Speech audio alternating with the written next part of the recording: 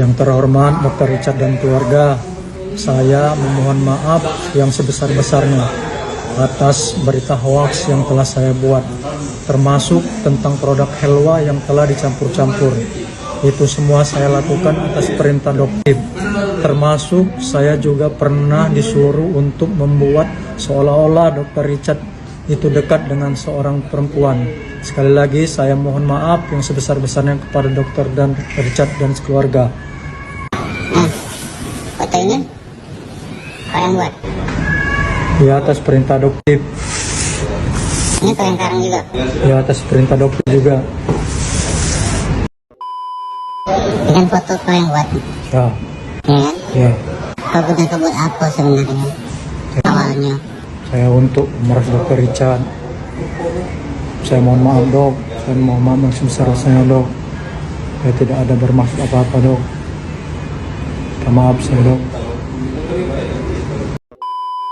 Statement terbaru Dr. Richard Lee, semua itu bukan soal moral, ini soal pemerasan, soal uang, dan soal persaingan bisnis. Jadi bapak ini adalah mantan ajudan Dr. Richard Lee dan tergoda untuk mendapatkan uang secara instan. Dan katanya beliau ini sudah mengaku gambar itu dibuat untuk memeras saya. Dan gambar itu dia yang buat, bapak yang buat, nenek yang posting. Apa hubungannya? Kebenaran memang selalu menemukan jalannya. Sumpah bukan tameng, drama. Tapi netizen menemukan banyak sekali kejanggalan. Nanti kita akan lihat bersama. Dan bapak ini sudah ditahan. Seperti di video ini, apakah ini salah satu sindikat pemerasan? Sudah ditangkap dan sudah ada pengakuan. Kurang apa lagi? Kata Dr. Richard Lee, kurang apa lagi? Karena sudah ditangkap dan sudah membuat pengakuan. Kebenaran sudah mencari jalannya sendiri. Apakah betul? Campur. Itu semua saya lakukan atas perintah dokter. Termasuk punten ya. Kayaknya dokter harus klarifikasi gitu ya. Soalnya begitu banyak yang nanya sama dokter. Terus dokter juga nggak mau nanti bujer-bujernya nambah dosa ya. Karena udah fitnah dokter gitu ya. Bapak punten. Bapak siapa? Coba dokter mau kenal. Berdasarkan dari informasinya, kalau nggak salah, betul nggak Bapak namanya Bapak Afrizal? Bapak pernah jadi ajudannya dari DRL, betul Bapak? Apakah Bapak pernah mengenal dokter? Ih, Bapak sok kenal sok dekat ya. Dari mana Bapak buktinya kalau dokter pernah suruh-suruh Bapak ya? Dokter mohon Bapak segera sadar ya. Dokter sih harapin Bapak dalam kondisi terpaksa ya, karena dokter dengar Bapak ini ada dilaporkan DRL atas kasus pemerasan. Mungkin ada tukar guling atau gimana ini ya Pak ya ceritanya ya. Dokter nanya ya, dokter bukan nuduh, dokter menanyakan klarifikasi. Karena apa yang Bapak lakukan ini konsekuensinya ke hukum Bapak. Bapak Afrizal ya, kalau nggak salah, betul ya namanya ya Pak. Ya, dokter nggak tahu betul nggak namanya itu. Tapi hari ini kan udah lebih dari jam 12. Jadi kemungkinannya dokter hari ini akan melaporkan Bapak dan melaporkan akun yang sudah mengupload itu pertama kali. Itu mengupload video. Dokter berharap suatu saat kita bisa silaturahmi ya Pak. Kita ketemu di depan pihak berwajib. Jadi Bapak bisa menjelaskan bagaimana Bapak bisa ngarang-ngarang cerita begitu. Ya, apakah ada tekanan? Karena Pak, Bapak menambah masalah ke diri Bapak sendiri. Bapak kan nggak tahu siapa dokter, ya. Dan di sini Bapak pihak berwajib nggak bisa disiram-siram. Dokter jadi inget deh kasusnya yang kemalingan di Padang. Padahal malingnya udah disetting juga. Apakah DRL kali ini juga bikin gimmick settingan lagi? Karena udah panik. DRL, tenang aja DRL ya. Kalau emang kamu salah, tenang, jangan bikin drama lagi. Hah? Dokter nggak kenal sama papa itu. Dan lagian kalau emang dokter suruh-suruh, kan bisa dilaporin. Berarti kan dokter fitnah kamu DRL. Laporin. Pihak berwajib tuh buka 24 jam. Laporin biar terang benderang ke masyarakat Indonesia. Ya? Jangan bikin masyarakat Indonesia dosa. Ya, menghujat dokter, habis gitu mereka dapat balasannya loh, karena dokter udah bersumpah demi Allah dokter nggak kenal sama bapak itu. Kasihan ntar bapak itu, istrinya, keluarganya, ya langsung nanti balasannya sama Allah instan. Ya udah bapak, dokter doain bapak, tapi mohon maaf dokter laporkan. Iya, oke guys, kalian tenang aja, itu semua hoax dan dokter akan laporkan. Oke ya DRL, siap-siap lagi ya sama laporannya dokter yang kesekian kalinya. Oke guys, kalau emang dokter pelakunya, dokter nggak akan berani.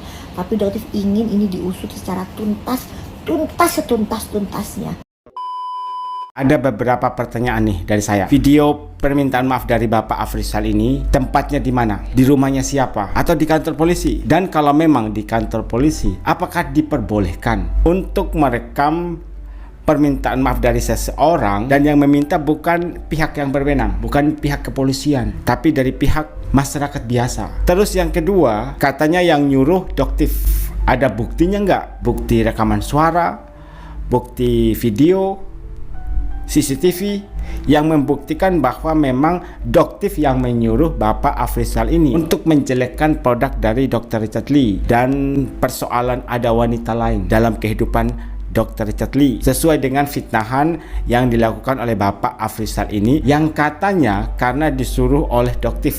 Kejanggalan berikutnya, kalau memang yang nyuruh adalah dokter, kenapa Dr. Richard Lee tidak melaporkan dokter atas pencemaran nama baik? Semua saya lakukan atas perintah dokter, termasuk saya juga pernah. Bapak ini siapa sih Pak? Dicariin bini sama anaknya tuh Pak di rumah Pak. Udah mendingan balik Pak, balik. Ini kalau dilihat-lihat ya dari yang namanya tekstur mukanya ya, kayaknya tuh dia penuh dengan yang namanya keterpaksaan guys ya. DRL menghalalkan segala cara untuk menjatuhkan yang namanya dokter. Aduh, abda aja kelakuannya lo DRL. Kalian inget gak guys sama kasusnya Athena yang di Padang, klinik Athena yang di Padang ya? Dia merekayasa ya seolah-olah ya klinik Athenanya kecurian, padahal itu OB-nya sendiri ya untuk menaikkan suatu engagement. Wow. Kemarin duta stiker ya, terus raja flexing. Nambah lagi kan sekarang ya, raja drama. Tobat, udah pada tobat. Dan ini postingan dari dokter yang meminta tolong kepada Bapak Presiden Prabowo dan juga Wakil Presiden Mas Gibran. Masyarakat lemah ini membutuhkan bantuan kalian. Kalian lihat Bapak kini masih menggunakan kaos Bapak. Di mana kehadiran Bapak untuk mereka? Maksudnya untuk mencari keadilan. Takutnya diduga Bapak kini seperti ada yang menyuruh atau mengintimidasi dengan tujuan untuk menjelekkan dokter. Karena kata dokter, posisi dari DRL saat ini sudah terpojok atas laporan dari dokter. Bapak Afrizal ini dulu pernah bekerja sebagai ajudan Dr. Richard Lee, lalu berhenti bekerja di tahun 2022. Ternyata di tahun 2022 sepertinya dari pihak DRL membuat laporan dugaan pemerasan. Berdasarkan cerita yang kami dapat dari Bapak Afrizal, itu bukan pemerasan, melainkan meminta hak gaji dan pesangonnya saja. Beberapa hari yang lalu, tanggal 24 Mei 2025, Bapak Afrizal dijemput pihak kepolisian di Medan. Bapak Afrizal memang tinggal di Medan bersama istri dan anak serta mertuanya. Esoknya langsung dibawa ke Polresta Palembang. Sampai saat ini masih ditahan di sana. Selang beberapa hari kemudian, ada seseorang yang bernama Hans mengunjungi Bapak Afrizal dan menurut pengakuan Bapak Afrizal disuruh membuat video permintaan maaf kepada DRL agar kasus yang dituduh pemerasan dapat diselesaikan dan Bapak Afrizal segera dibebaskan.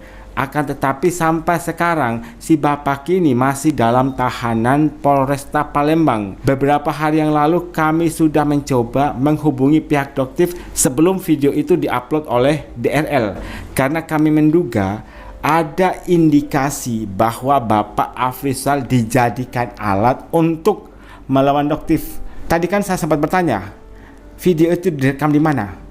Kalau direkam di kantor kepolisian atau di tempat Bapak Afrizal ini ditahan, mana mungkin pihak kepolisian memberikan izin kepada seseorang yang bernama Hans yang meminta Afrizal untuk membuat video permintaan maaf kepada DRL dan membuat pengakuan bahwa yang menyuruhnya adalah Doktif. Nggak mungkin, sekelas kantor polisi nggak akan mungkin atau tidak akan memberikan izin, guys. Gue udah gak habis pikir lagi. Itu bener itu siapa itu yang nyuruh? Ya, gak mungkin Doktif ngelakuin hal yang kayak gitu. Udah kehabisan akal. Doktif harus segera melaporkan. Doktif aja gak kenal sama itu bapak. Tapi yang kalau gue lihat nih bapaknya ini adalah dia tuh penuh dengan pressure, penuh dengan tekanan. Tapi kita nggak tahu kan gitu. Siapa tahu ada drama-drama juga di balik video itu, gitu kan?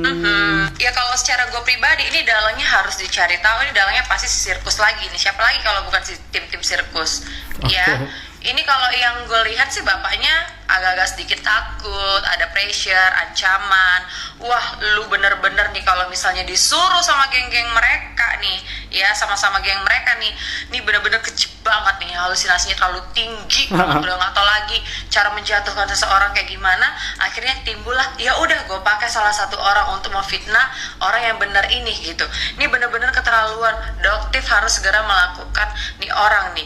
Duh ya ampun, ini panjang banget, udah kayak drama India yang keberapa lagi. Tapi ini ulah mereka ini yang bikin seperti ini gitu loh, kayak nggak punya akal lagi gitu. Kenapa sih kalian? Heran deh gue, heran. Intinya Doktif itu difitnah ya guys ya, difitnah tanpa bukti. Doktif itu tidak kenal sama bapak-bapak tersebut. Tapi yang lebih lucunya kalau misalnya itu terjadi TKP-nya di polisi, di kantor polisi, setahu gue dimanapun no kamera, even itu kan? Di SPKT atau dimanapun ya, gak boleh ada mengkamerakan. Kan lucu banget. Lu bener-bener ya, lu nggak usah disebutkan lagi. Intinya dokter itu si dokter cowok yang baru-baru ini mualaf ya, kalian pasti udah tahu dong siapa orangnya. Kasihan bapaknya, of course kasihan bapaknya, karena kalau misalnya ada unsur pengancaman, ada unsur disuruh, ada unsur bla bla bla, ini kasihan bapaknya. Apalagi kalau misalnya kalian visit profilnya Doktif, itu bapaknya pernah kayak disekap gitu dengan rantai-rantai dan memakai baju Pak Prabowo. Apakah itu memanusiakan manusia menurut kalian? Coba, kan kasihan ya. Jadi ini ulah siapa? Kalian tebak aja sendiri ini ulah siapa. Nih Doktif akan segera melaporkan kasus ini karena Doktif sama sekali tidak pernah mengenal bapak-bapak tersebut. Tapi bapak-bapak tersebut sudah memberikan informasi yang sangat tidak benar. Iya guys ya, jadi kalian itu jangan mudah percaya dengan VT terbaru dari laki-laki yang emang udah ada side. Aduh, bener-bener dia tuh udah kayak bener-bener gue. Menanggapi soal video ya, video pengakuan seorang bapak-bapak yang katanya disuruh oleh Doktif untuk memfitnah Richard Lee ya, dan sedang berada di kantor polisi. Ya. Yang foto frame buat. Iya. Kalau kita buat apa sebenarnya? Awalnya. Kayak untuk Richard, saya mau dok, saya mau ngomong suksesnya dok. Saya tidak ingin termasuk apa dok. Maaf saya dok. Saya pribadi sudah menonton video itu, tapi saya tetap punya keraguan besar. Ini bukan alasan ya. Rekam jejak Richard Lee sendiri menurut saya ya cukup problematik.